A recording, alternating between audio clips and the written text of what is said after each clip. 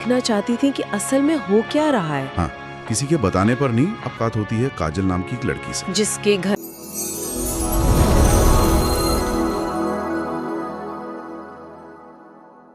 नमस्कार। आज हम एक बहुत ही दिलचस्प कहानी पर बात करने वाले हैं, दयालु राजकुमारी अनन्या का शासन। जी। इसके जो अंश हमारे पास हैं उनसे हम नेतृत्व, सहानुभूति और हाँ, प्रॉब्लम सॉल्विंग पर कुछ गहरी बातें समझने की कोशिश करेंगे। बिल्कुल। तो कहानी है सूर्यनगर की राजकुमारी अनन्या की। खूबसूरत तो थी ही, पर उससे भी ज्यादा वो अपनी दया और समझदारी के लिए जानी जाती थी। और उनकी माँ की एक सीख उनके साथ हमेशा रही कि असली शासक वो है जो प्रजा के दिलों पर राज करे। सही कहा। और ये बात उनके चरित्र में दिखती भी है। हाँ, मतलब वो एक राजकुमारी थी, महलों में पली बढ़ी, लेकिन फिर भी उनमें एक उत्सुकता थी आम लोगों की जिंदगी जानने की, एक हमदर्दी थी जो शायद बाद में उनके कामों की वजह बनी। बिल्कुल। वो जमीन से जुड़ी हुई थी, ऐसा लगता है। फिर कहानी में एक मुश्किल दौर आता है। सूर्यनगर में भयंकर सूखा पड़ता है।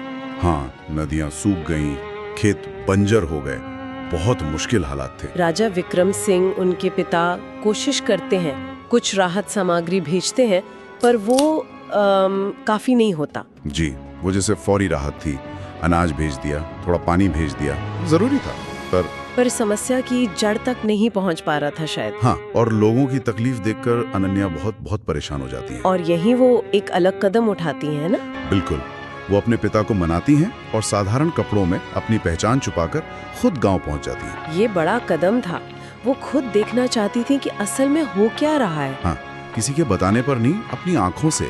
और वही उनकी मुलाकात होती है काजल नाम की एक लड़की से, जिसके घर में खाने को अन्न नहीं है, माँ बीमार है।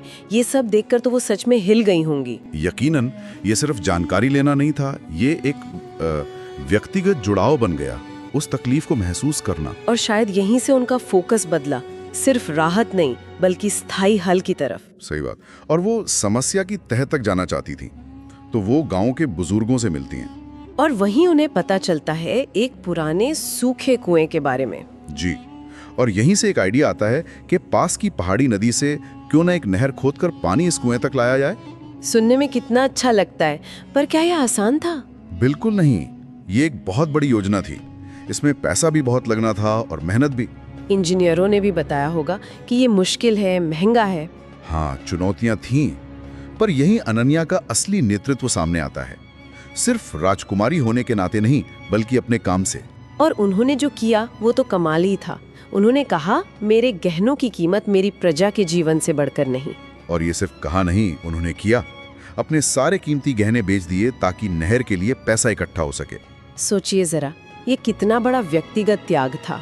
हाँ, और इसका असर सिर्फ पैसे जुटाना नहीं था, ये एक बहुत शक्तिशाली संदेश था लोगों के लिए कि ये हमारी राजकुमारी हमारे लिए इतना कुछ कर रही है। बिल्कुल। इससे लोगों में एक नया जोश, एक विश्वास पैदा हुआ कि हाँ, हम मिलकर ये कर सकते हैं। और फिर तो पूरा गांव ही जुट गया। जी हाँ, पुरुष नहर खोदने लगे, महिलाएं खाना बनाने और दूसरी मदद में लग गई, बच्चे भी पीछे नहीं रहे। और सबसे खास बात, अनन्या खुद उनके साथ काम कर रही थी, मिट्टी खोद रही थी, पत्थर उठा रही थी। ये होता है असली लीडरशिप, सिर्फ हुक्म देना नहीं, बल्कि साथ मिलकर काम करना, मिसाल बनना। उनके साथ काम करने से लोगों का हौसला कितना बड़ा होगा। यकीनन एक अपनेपन का एहसास, एक साझा मकसद, इसने पूरे समुदाय को एक कर दिया। और फिर मेहनत रंग लाई। महीनों बाद नहर बन गई। हाँ। और सूखे कुएं में पानी आ गया, खेतों में फिर से हरियाली लौट आई। पूरे गांव में खुशी की लहर दौड़ गई होगी। और वो काजल की माँ। हाँ, कहानी बताती है कि उनकी तबीयत भी सुधर गई, सब कुछ ठीक होने लगा। लेकिन अनन्या यही नहीं रुकी, उनकी सोच और आगे की थी।